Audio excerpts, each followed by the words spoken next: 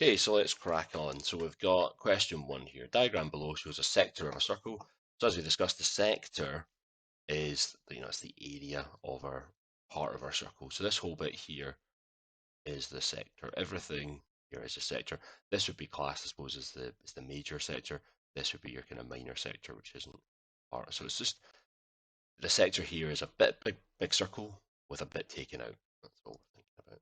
Just so it shows a sector, and we've got our angle, we've got our radius here. There's our radius, because the radius goes from the edge to the center. It even tells us that, how helpful. What I tend to do, once I've got this in my diagram, I tend to get rid of it. If it's not in the diagram, add it in. If it is in, just get rid of it. Just don't clutter your mind, okay? And then calculate the length of the major arc. So the major arc is the big one. Okay, so the major arc here is going from A to B.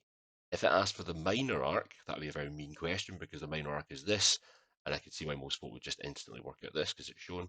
But just be careful of that word, minor or major arc. So the major arc is the bigger one.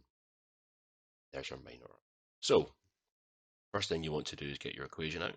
We'll say the arc is equal to pi d, which is circumference of a circle, multiplied, and I'm just going to write angle. I sometimes write theta, but I'll just say angle, over 360. So pi, we do it on our calculator. The diameter is going to be twice the radius, so it'll be 14.8. And my angle is 320 divided by 360. A nice easy question. You get your equation, you substitute in. Be careful, don't make a mistake with radius and diameter. That's because the equations, for arc and sector are quite similar. Just take your time. So we got a mark for this, substitute in, and now we just use our calculator. So that's come out for me as, and I've used the pi button. So find your pi button, don't take it as 3.14 when it doesn't tell you to. That's going to be 41, and at this point, again, try and get into the habit of just writing your number a few places out, exactly as is, and then round it as the question asks. So in this case, I think I would just round that to one decimal place and just say 41.3 and don't forget your units. But that's not a bad tactic for other questions. Just write down a few digits on your calculator and then do the cutoff. Because if here, for example, if it asked it for two decimal places and you just wrote, okay, 41.32, so you didn't round it right, you would possibly lose 2 marks because you've written down the wrong answer as if you've not put it in your calculator right and you've rounded wrong. So get those two separate lines in. And I'm just talking through this because it's quite simple questions. I'm trying to not pad out the video, but just give you some extra tips. This is probably the more difficult bit, okay? Because we see here we've got take pi as 3.14, which means this is a non-calculator question. So we'll get to practice some of those skills. So same again, we're working out the major arc, so we're working out this distance here. We know the radius is 30 pi. Okay, so everything's on the diagram. Everything's on the diagram. I don't need any of this anymore. I'm looking at the one diagram. Be careful when you do these questions. The angle is the angle that's facing the thing you're working out. So if I'm working out this arc here, the angle faces it. If this question wanted the minor arc, I would have to do 360 take away 240, which would be 120 degrees, and I would use that angle. Make sure your angle faces the thing that you're looking at. So right away, I've got arc.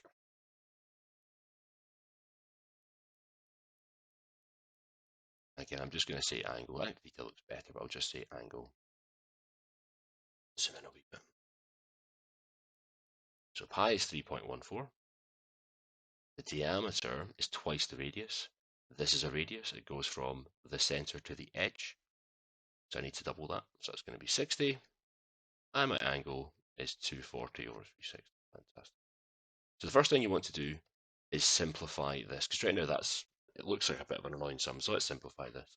So you could divide by 10, divide by 2, divide by 2, do something that works for you. Okay, so instantly get rid of your zeros by dividing by 10, or even numbers divided by 2. You should hopefully spot that this is 120 times 2, and 120 is a third. So this should boil down to 2/3.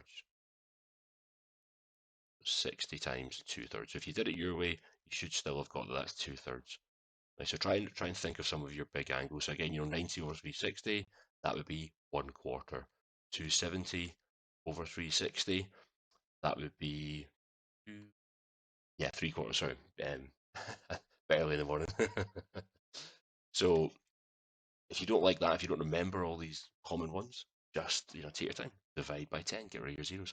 They're even, divide by 2. Then think, can you divide by 3, 4, 5, whatever, or keep dividing by 2, 2, 2 as far as you can go. So you get 2/3. Okay. I think at this point I would do this sum first. Because what I'm actually doing is this times this times this divided by this. And for your BODMAS, it doesn't matter which order I do my multiply and divide in. So let's just make it easy for ourselves. Let's do 60 divided by 3. So that's 20. And then 20 times by the 2 is going to give me 40. So I've got that down to 3.14 times 40. And that makes sense, doesn't it? Because 2/3 of 60 is 40. Yeah, if I've got 60 and I break it up into thirds, so say 60 is like this. There's 60. And I want to break that into 3. So I want three equal numbers that add up to 60. Well, I could just do it by trial and error. I could say 10, 10, 10. That's not right. 20, 10, 20. Oh, close. Yeah, 20, 20, 20. Good stuff. Yep, 24. Fantastic. And if I want 1/3 and say, okay, well, that's 1/3. If I want 2/3, there we go. We got 40. So that's looking good to me. And then the next bit, 40 is just times them by 4 and times them by 10. So I could times by 10, then times by 4. It doesn't really matter. I think I'm just going to times by the 4, and then I'll sort out the rest. Okay, so zoom down. So 314 is 310 and 4 times by 4. So what I'm doing now is 314 times by 4. And I'll add that all up. I do apologise for the lines. I'll add that all up, and then I'll think about my decimal. Okay, so I'll just put this in brackets. So this is 314 times by 4. Okay, this is. You could do this sum as well, actually, if you like that. I quite like this method. Okay, so that's going to give me 3 times 4 is 12. Add the 2 zeros. 4 times 1, 0. 4 times 4. So that comes out as 1,256. If you did it this way, you would say 4 times 4 is 16. 4 times 1 is 4 plus the 1 is 5. 4 times 3 is 12. Okay, so no different. I just prefer this way. But I don't want to do this sum. I don't want 314 times by 4. I'm looking for 3.14 times by 4. So there were two decimals, two numbers after the decimal in the question. So I'm going to have two numbers after the decimal in the answer. Okay. And then I just need to make sure I multiply it by 10. In fact, sorry, I should have done an underline, which just moves the decimal to the right. That's 125.6, and our units were centimetres. Tragically, this isn't worth a lot of marks for you. This is where most of your marks are. Simplifying this fraction and putting in your variables. Okay, so if you get to here, yeah, you're actually getting 2 out of 3. This is only really worth a mark because it's first year skills. So everyone forgets the multiplying by decimals. Don't stress out. Okay? Ignore the decimal and then you add it in at the end. Okay, so you see there how I've got two numbers after the decimal in my answer. And also, I nearly did it. Don't forget to then times by the 10 because that's me doing 314 times by 4. But just don't forget the 40. That's the same as times by 4 and then times by 10. So just take your time to do it. This is fine to do as well. I just quite like this for some of the more complicated numbers. I prefer that. I hate when I'm doing double digits here. It's so easy to make a round in it, a carry error.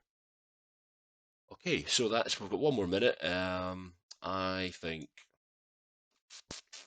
what do I think? I think we'll call that a day with this one, and we'll move on to the next set. Yeah, so this question, we'll just talk about this question. So this would be exactly the same, except you would say, okay, sector is pi r squared times angle over 360, so it's exactly the same, but you've got your sector equation.